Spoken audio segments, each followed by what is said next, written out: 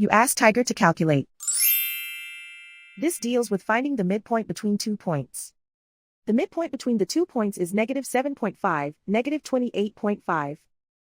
Let's solve it step by step. Plot the 2 points and calculate the midpoint using the formula.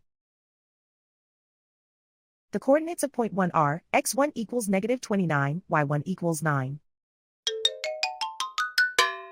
The coordinates of point 2 are, x2 equals 14, y2 equals -66. PM represents the midpoint of the 2 points.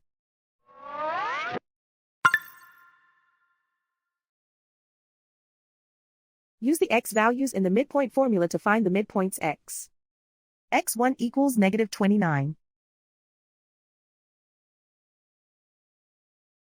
x2 equals 14.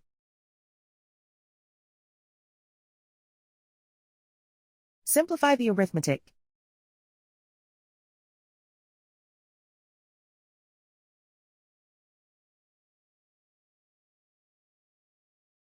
Use the y values in the midpoint formula to find the midpoints y.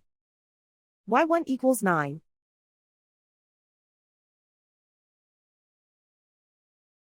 y2 equals -66. Simplify the arithmetic.